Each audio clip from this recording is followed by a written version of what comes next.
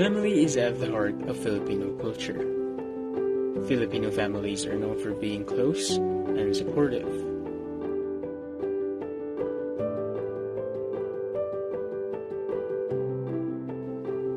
But behind this image, there are several challenges that shape the lives of young Filipinos today. As society evolves, some family dynamics may need rethinking.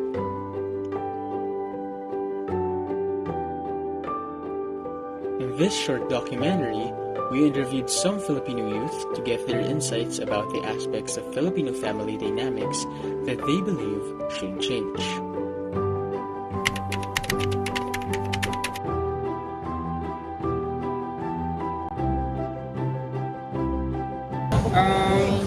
Nahihirapan ako, nag-challenge ako sa family culture na meron kami is yung pagiging bunso. Kasi dapat umuwi ka ng maaga, dapat sinusunod mo yung mga ate mo. Na nahihirapan ako kasi minsan dahil sa school, late na nakaka-uwi. I'm a nursing student po kasi, so ang in-expect ko sa parents ko is yung syempre yung mataas po na grades. Tapos yun nga po yung for board exams naman, lagi nang nire-remind sa akin na one take lang dapat. So talagang may standard sila academic. Sa ngayon, since fourth year student ako, expected nila na ang tinitake kong course is education. So, expected nila after ko ng fourth year, after ng graduation is makakapasok agad ako ng makakapagturo at ito. Hindi siguro sila aware na after ng graduation is dapat mag-take muna ako ng exam bago ako magka-license sa teacher. So hindi nila alam yon. Ang alam nila is papasok lang agad ako sa pag-teacher. So nape-pressure ako. And since yung papa ko din kasi is 60 years old na. So retired malaki na siya mag-retire. Expected niya rin na makakabawi na ako. Parang expected niya na after kong graduate, makakapagtrabaho ako, makakatulong na agad ako. And kasi since bunso din ako talaga yung, nasa akin din talaga yung pressure. And ako na lang talaga mismo yung nag-aaral. Ano po, yung from expectations po yung parang, since po only child ako, I'm the golden child of the family po, sa akin po sila nag-e-expect na parang ako po dapat yung mataas, ako po dapat yung parang ako po dapat yung parang, parang breadwinner po or dapat sinusundan po ng mga pinsan. Tingin ko po yung expectation nila sa akin bilang siguro yung katulad dito, yung pag-work ko, syempre kailangan pag pumunta ka dito, in-expect nila, kala nila, kikita ka, ganyan. Pero para sa akin, pag pumunta ako dito, wala akong kasiguruhan kung kikita ako. Kasi ako gagawa mismo ng pera para sa sarili ko, para sa sarili.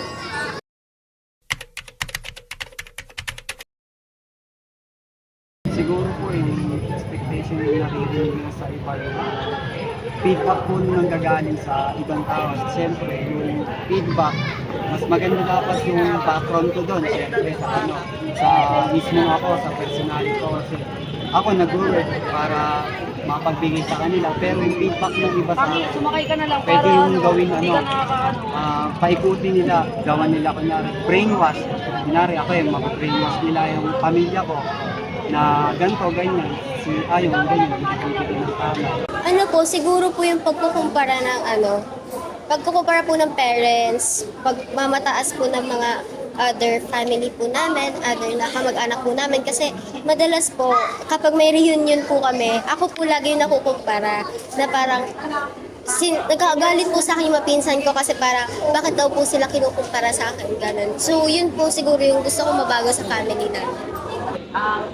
Siguro yung pagpanganay ka. Kasi sabi ko nga kanina, nasa akin din yung pressure. And may ate din ako, dati, nag-aaral din siya, meron din siyang pressure. Sabi sa kanya is, after mo din mag-aaral, dapat tutulong ka na sa amin kasi pinag-aaral ka namin. Parang gano'n. Masyadong mataas yung standard. Hindi na ako doon expectation sa anak. Yun nga po yung parang culture na once nakagraduate ka is dapat makatulong ka kaagad sa pamilya mo, mag-provide ka, ganun. Yung ginagawang retirement plan yung anak kasi unang-una bilang parents dapat trabaho niyo yun or part na yun ang job niyo na dapat nabibigay ninyo sa magiging anak niyo, sa mga anak niyo.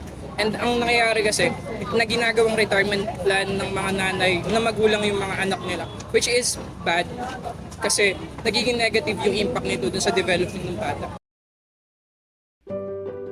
As we listen to the voices of young Filipinos, they're calling for changes in family dynamics.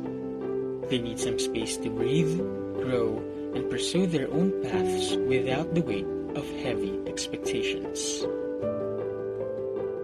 Families must recognize that the pressure to conform to traditional roles and to carry the burdens of family responsibilities should not overshadow the potential of today's youth.